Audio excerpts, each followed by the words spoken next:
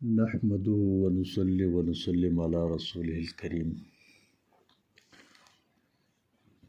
میرے انتہائی معزز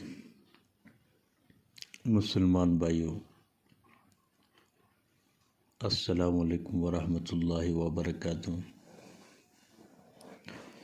اللہ رب العزت کا بہت ہی احسان ہے، کرم ہے کہ اللہ رب العزت نے ہم سب کو مسلمان پیدا فرمایا۔ اس پر اللہ کا جتنا بھی شکر ادا کریں بہت ہی کم ہے کہ اللہ نے ہمیں اسلام جیسی بڑی عظیم دولت سے نوازا ہے۔ میرے بھائیوں، آپ حضرات کو پتہ ہے کہ ہم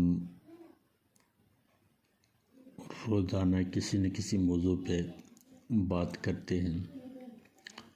آج میرا ارادہ ہے کہ آپ حضرات کو مسجد کا احترام کیا ہے، مسجد کے آداب کیا ہے اور مسجد کا اسلام میں کیا مقام ہے، اس حوالے سے میں آپ کو تھوڑا گزارش کروں گا۔ اللہ رب العزت مجھے صحیح بولنے کی توفیق عطا فرمائے اور آپ حضرات کو سن کر ہم سب کو عمل کی توفیق نصیب فرمائے۔ فقیہ ابو اللیث سمرقندی رحمہ اللہ اپنی سند کے ساتھ حضرت ابو ہریرہ رضی اللہ تعالیٰ عنہ سے روایت نقل کرتے ہیں کہ اللہ کے رسول نے فرمایا، تم میں سے کوئی شخص جب مسجد میں داخل ہو تو اسے بیٹھنے سے پہلے 2 رکعت نفل نماز پڑھ لینی چاہیے۔ مطلب جب بھی داخل ہو مسجد میں، اس وقت داخل ہونے کے بعد 2 رکعت نفل نماز پڑھنی چاہیے۔ اور یہ بھی فرماتے ہیں کہ یہ اس وقت ہے جب کہ نفل پڑھنے کا وقت بھی ہو، لیکن اگر عصر یا فجر کی نماز پڑھنے کے بعد داخل ہوا ہے تو پھر نفل نہ پڑھے۔ کیوں؟ ان وقتوں میں نفل پڑھنا منع ہے۔ البتہ بیٹھ کر مسجد میں بیٹھ کر سبحان اللہ یا لا الہ الا اللہ کی تسبیح کرتا رہے یا درود شریف پڑھتا رہے، اس سے بھی وہی فضیلت حاصل ہوگی اور مسجد کا حق بھی ادا ہو جائے گا۔ میرے بھائیو، تو مسجد میں کیا کرنا ہے؟ اگر نفل پڑھنے کا وقت ہے، مکروہ وقت داخل نہیں ہوا ہے، تو اس وقت مزید تسبیحات کم نہیں ہے۔ سبحان اللہ والحمدللہ، لا الہ الا اللہ، سبحان اللہ وبحمدہ، سبحان اللہ العظیم، یا درود شریف اللہم صلی علی محمد نبی الامی وعلی آلہ وسلم تسلیما۔ اسی طرح لا الہ الا انت سبحانک انی کنت من الظالمین۔ اسی طرح سبحان اللہ والحمدللہ ولا الہ الا اللہ واللہ اکبر ولا حول ولا قوت الا باللہ العلی العظیم۔ اسی طرح استغفار وغیرہ یہ تسبیحات پڑھنا ہے۔ اگر مکروہ وقت نہیں ہے، اس وقت 2 رکعت نفل پڑھنا ہے۔ اگر مکروہ اوقات داخل ہے تو اس وقت ان اذکار کو کرنے سے وہی ثواب ہوگا جس کا نفل پڑھنے سے ثواب ہوتا ہے۔ میرے بھائیو، نفل بہت ہی اہم عبادت ہے اور روز قیامت میں کسی اور موضوع پہ آپ کو بتا دوں گا کہ جب انسان کے حساب کتاب شروع ہو، اس کے فرائض میں کمی آ جائے تو میرے پیارے رب فرما دیں گے کہ اس بندے کے پاس دیکھو نوافل ہے، نوافل اگر ہوا تو اس سے فرضوں کی تکمیل کر دی جائے گی، اگر نوافل کا ذخیرہ اس کے پاس نہیں تو پھر نقصان میں ہے، پھر کیا ہے؟ خسارے میں۔ تو میرے بھائیو، نفل کی بہت ہی بڑی اہمیت ہے۔ ہر وقت نماز سے پہلے 2 رکعت نفل پڑھنے کا تو ہر آدمی اپنی عادت بنا لے، انشاءاللہ اس سے آپ لوگوں کو بہت ہی فائدہ ہوگا۔ حضرت ابو درداء رضی اللہ تعالیٰ عنہ کو یہ پتہ چلا کہ حضرت سلمان فارسی رضی اللہ تعالیٰ نے انہیں ایک خادم خریدا ہے، تو اس پر ایک عتاب آمیز خط ان کی طرف لکھا، جس میں یہ بھی تھا کہ میرے بھائی عبادت کے لیے فراغت حاصل کرو، اس سے پہلے کہ تجھ پر ایسی بلا اور مصیبت آ جائے جس میں تجھ عبادت کی ہمت نہ رہے، اور کسی مصیبت زدہ مومن کی دعا کو غنیمت سمجھ اور یتیم پر رحم کھایا کر اور اس کے سر پر ہاتھ پھیرا کر اپنے کھانے میں سے اسے کھانا کھلا کر، تاکہ تیرا دل نرم ہوگا، تیری حاجتیں پوری ہوں گی۔ میرے بھائی، میں ایک دن رسول اللہ صلی اللہ علیہ وسلم کی خدمت عالیہ میں حاضر تھا کہ ایک آدمی نے اپنے دل کی سختی کی شکایت کی۔ آپ نے ارشاد فرمایا، کیا تو چاہتا ہے تیرا دل نرم ہو جائے اور تیری حاجتیں پوری ہوں گی؟ کہنے لگا، جی ہاں۔ فرمایا کہ یتیم پر رحم کھایا کر اور اس کے سر پر ہاتھ پھیرا کر اپنے کھانے سے اسے کھلایا کر، تیرا دل نرم ہو جائے گا اور تیری حاجتیں پوری ہونے لگیں گی۔ میرے بھائی، مسجد تیرا گھر ہونا چاہیے۔ میں نے حضور صلی اللہ علیہ وسلم سے سنا کہ مسجدیں متقی لوگوں کے گھر ہے، اور اللہ ایسے لوگوں کے لیے پل صراط پر راحت و آرام سے گزرنے اور دوزخ سے نجات پا کر مقام رضا تک پہنچنے کے ضامن ہے۔ میرے بھائیو دوستو، حضرت حکیم بن عمر رحمہ اللہ تعالیٰ عنہ کا قول ہے کہ دنیا میں مہمانوں کی طرح رہو۔ دنیا میں کیا کرو؟ مہمانوں کی طرح رہو، مسجدوں کو اپنے ٹھکانے بنا لو، اپنے قلوب کو وقت کے عادی بناؤ، سوچ بچار اور رونے کی کثرت رکھو، اس سے خواہشات نفسانیہ مغلوب ہوں گے۔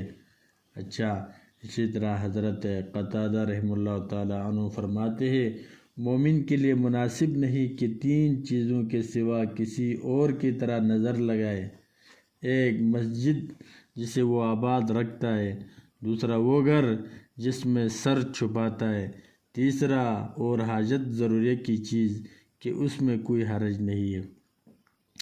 میرے بھائیو، حضرت نزال بن صبرہ رحمہ اللہ تعالیٰ عنہ رضی اللہ تعالیٰ عنہ فرماتے ہیں کہ منافق مسجد میں یوں ہوتا ہے جیسے پرندہ پنجرے میں۔ حلف بن ایوب مسجد میں بیٹھے تھے، ان کا غلام کچھ پوچھنے کے لیے آیا، آپ مسجد سے اٹھ کر باہر گئے اور اس کی بات کا جواب دیا۔ کسی نے اس باہر نکلنے کی وجہ پوچھی تو فرمانے لگا، اچھا، میں نے اتنے سالوں سے مسجد میں کبھی کوئی بات دنیا کی نہیں کی، اس لیے آج بھی یہ گوارا نہ ہوا مسجد میں ایسی بات کروں۔ اکابر کے مختلف اقوال میں آپ لوگوں کو بتا دوں گا۔ فقیر رحمہ اللہ تعالیٰ عنہ فرماتے ہیں، اللہ کے ہاں کسی بندے کا مرتبہ اسی وقت ہوتا ہے جب کہ وہ اللہ تعالیٰ کے احکام کی تعظیم کرتا ہے، اس کے گھروں اور بندوں کا احترام کرتا ہے، اور مسجد اللہ تعالیٰ کے گھر ہے، لہٰذا مومن کو ان کی تعظیم کرنی چاہیے۔ اس میں اللہ تعالیٰ ہی کی تعظیم ہے۔ کسی زاہد کا بیان ہے، میں نے مسجد میں کبھی کسی شے سے ٹیک نہیں لگائی اور نہ ہی کبھی پاؤں پھیلائی اور نہ ہی کبھی کوئی دنیا کی بات کی، اور یہ بات اس لیے بتائی ہے تاکہ لوگ اسے اپنانے کی کوشش کریں۔ رسول اللہ صلی اللہ علیہ وسلم اور آپ صلی اللہ علیہ وسلم کے ساتھی 5 چیزوں کی پابندی کا اہتمام کرتے تھے۔ کیا کرتے تھے؟ 5 چیزوں کا اپنے لیے ضروری سمجھ کر اہتمام کرتے تھے۔ امام اوزاعی رحمہ اللہ تعالیٰ نے فرماتے 5 چیزیں ہیں وہ جن پر اللہ کے رسول صلی اللہ علیہ وسلم اور اس کے مخلص پیروکار پابندی سے لگے ہوئے تھے۔ ایک، ان کے ہاں اہتمام والی چیز جماعت کا اہتمام تھا۔ اکیلے نماز نہیں پڑھتے تھے، جماعت سے نماز پڑھتے تھے۔ میرے والد محترم فرماتے ہیں کہ میں نے حج میں جب ایک چیز عجیب دیکھی، عرب والوں میں نے ایک عجیب چیز دیکھی، جدھر نماز پڑھنا ہو فوراً 2 آدمی ہو تو بھی جماعت کا اہتمام کرتے ہیں۔ آج بھی ان کے ہاں یہ اہتمام ضروری ہے۔ دوسرا، اتباع سنت، اللہ کے رسول کی ہر سنت کو اتباع کرنے والے، اہتمام سے ادا کرنے والے میں نے آپ کے مخلص پیروکار کو دیکھا۔ تیسرا، مسجد کی آبادی اللہ کے رسول اور اس کے صحابہ کرام رضی اللہ تعالیٰ عنہ مسجد کو آباد کرنے والے تھے۔ چوتھا، قرآن پاک کی تلاوت کرتے تھے۔ قرآن پاک کی تلاوت کیے بہت ہی اہتمام کے ساتھ کرتے تھے۔ پانچویں چیز، جہاد فی سبیل اللہ۔ حضرت حسن بن علی رضی اللہ تعالیٰ عنہ فرماتے، 3 شخص اللہ تعالیٰ کی پناہ میں ہوتے ہیں۔ ایک وہ شخص جو مسجد میں محض اللہ کی رضا کے لیے داخل ہوا، یہ واپس ہونے تک اللہ تعالیٰ کا مہمان ہے۔ دوسرا، وہ شخص جو اپنے مسلمان بھائی کی ملاقات کے لیے جاتا ہے اور مقصد صرف اللہ تعالیٰ کو راضی کرنا ہے، جب تک واپس نہیں لوٹتا اللہ تعالیٰ کی زیارت کرنے والا سمجھا جاتا ہے۔ تیسرا، وہ شخص جو حج یا عمرہ کے لیے گھر سے نکلتا ہے اور محض اللہ تعالیٰ کی رضا ہی کے لیے نکلتا ہے، یہ اللہ تعالیٰ کے دربار کا وفد ہے جب تک گھر واپس نہ آ جائے۔ مشہور ہے کہ مومن کے 3 قلعے ہیں: مسجد، تلاوت قرآن مجید، ذکر اللہ۔ جب تک مومن ان میں سے کسی ایک میں مشغول رہتا ہے تو وہ شیطان سے محفوظ اور قلعہ میں رہتا ہے۔ حضرت حسن بصری رحمہ اللہ تعالیٰ عنہ فرماتے ہیں کہ مسجد میں جھاڑو دینا اور ان کی دیکھ بھال کرنا جنت کی حوروں کی مہر ہے۔ کیا ہے؟ مسجد کی صفائی کرنا، جھاڑو دینا، اس کی ہر چیز کی حفاظت کرنا جنت کی حوروں کی مہر ہے۔ حضرت انس بن مالک رضی اللہ تعالیٰ عنہ فرماتے، جو شخص مسجد میں چراغ جلاتا ہے، فرشتے اور خصوصاً عرش والے فرشتے اس کے لیے استغفار کرتے رہتے ہیں جب تک وہ مسجد میں رہے۔ حضرت عمر بن خطاب رضی اللہ تعالیٰ عنہ فرماتے کہ مسجد زمین پر اللہ تعالیٰ کے گھر ہیں، ان میں نماز پڑھنے والا اللہ تعالیٰ کی زیارت کرنے والا ہے، اور جس کی زیارت کی جائے اس پر حق ہوتا ہے کہ وہ اپنے زائر کا اکرام کرے۔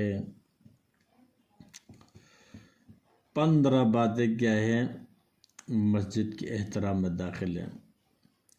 فقہ رحمہ اللہ تعالیٰ عنہ فرماتے ہیں کہ لوگ کہتے ہیں کہ 15 باتیں احترام مسجد سے تعلق رکھتی ہیں۔ پہلی یہ کہ لوگ بیٹھے ہوں تو داخل ہوتے وقت سلام کہیں۔ کیا ہے؟ یہ کہ لوگ بیٹھے ہو تو داخل ہوتے وقت سلام کہے، جب کہ کوئی نماز میں مشغول نہ ہو۔ اگر کوئی بھی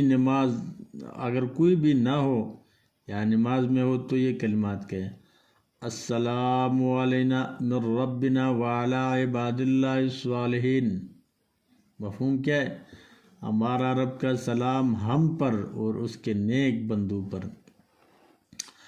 دوسری یہ کہ بیٹھنے سے پہلے 2 رکعت نفل پڑھے۔ حضور صلی اللہ علیہ وسلم کے ارشاد مبارک ہے، ہر شے کا ادب ہے اور مسجد کا ادب 2 رکعتیں ہیں۔ تیسری یہ کہ مسجد میں کوئی خرید فروخت نہ کرے۔ چوتھی یہ کہ مسجد میں تلوار نیام سے نہ نکالے۔ پانچویں یہ کہ وہاں پر کسی گمشدہ چیز کا اعلان نہ کرے۔ چھٹی یہ کہ ذکر اللہ کے بغیر آواز بلند نہ نکالے۔ ساتویں یہ کہ وہاں پر کوئی دنیوی بات نہ کرے۔ آٹھویں یہ کہ لوگوں کے گردروں پر سے نہ گزرے۔ نویں یہ کہ جگہ کے متعلق جھگڑا نہ کرے۔ 10ویں یہ کہ صف میں تنگی پیدا نہ کرے۔ 11ویں یہ کہ نمازی کے سامنے سے نہ گزرے۔ 12ویں یہ کہ وہاں پر تھوکے نہیں۔ 13ویں یہ کہ وہاں پر انگلیاں نہ چٹکھائے۔ 14ویں یہ کہ اسے غلاظت سے دیوانوں اور بچوں سے اور حد لگانے سزا دینے سے محفوظ رکھے۔ 15ویں یہ کہ اس میں اللہ تعالیٰ کا ذکر بکثرت کرے، ذرا غفلت نہ کرے۔ یہ 15 چیزیں ہیں، ان سے مسجد کی حفاظت کرنا بہت ہی ضروری ہے۔ مسجد میں خرید فروخت نہیں کرنا ہے۔ اچھا، بعض لوگوں کی عادت ہوتی ہے کہ مسجد میں اپنے گمشدہ چیز کا اعلان کرتے ہیں، اس سے رسول صلی اللہ علیہ وسلم نے منع فرمایا ہے۔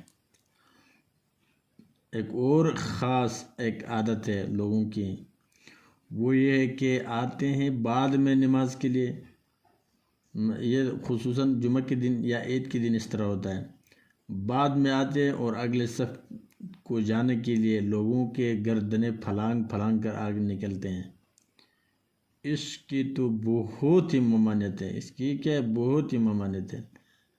ایک حدیث میں نے سنا ہے کہ لعنت ہے اس شخص پر، ایسے کرنے والے پر اللہ کی لعنت ہوتی ہے۔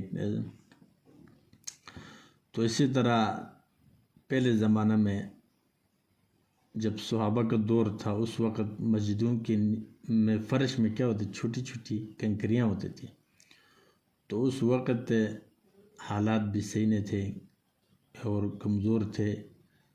کیسے کمزور تھے، مطلب ان کا مالی حالت بہت کمزور تھی، صحیح فرش ڈالنا، بڑی مسجدیں بنانا جو ان کی بس کی بات نہیں تھی۔ تو اس وقت تھوک وغیرہ بھی کرتے تھے، نیچے کھرید کے اس کو تھوک کر کے پھر اس کے اوپر یہ مٹی وغیرہ ڈالتا تھا۔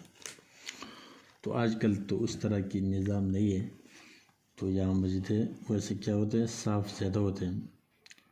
تو یہ 15 چیزیں میں نے آپ کو بتایا، یہ مسجد کے آداب میں سے ہے، ان کا احترام کرنا بہت ہی ضروری ہے، اور دنیاوی باتیں بھی مسجد میں نہیں کرنا ہے۔ حضرت حسن رضی اللہ تعالیٰ عنہ راوی، اللہ کے رسول صلی اللہ علیہ وسلم نے فرمایا، میری امت پر وہ دور آئے گا کہ مساجد میں ان کی باتیں خالص دنیا کی ہوں گی۔ اللہ تعالیٰ کو ایسے لوگوں کی کچھ حاجت نہیں، اور تم بھی ایسے لوگوں کے پاس مت بیٹھنا۔ حضرت ابو ہریرہ رضی اللہ تعالیٰ عنہ روایت کرتے ہیں کہ اللہ کے رسول نے صلی اللہ علیہ وسلم نے ارشاد فرمایا، 4 چیزیں دنیا میں اجنبی ہے۔ ایک، قرآن پاک ظالم شخص کے سینے میں، یہ کیا ہے، اجنبی ہے۔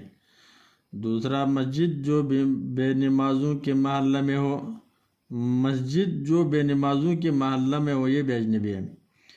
قرآن پاک ایسے گھر میں جہاں اس کی تلاوت نہ ہوتی ہو۔ نیک آدمی برے لوگوں کے مجمع میں اگر انسان باجماعت نماز پڑھے تو اس کا اعزاز یہ ہے کہ مسجد بھی اس کے لیے سفارشی بنتی ہے، مسجد بھی کیا ہوتی ہے، اس کے لیے سفارشی بنتی ہے۔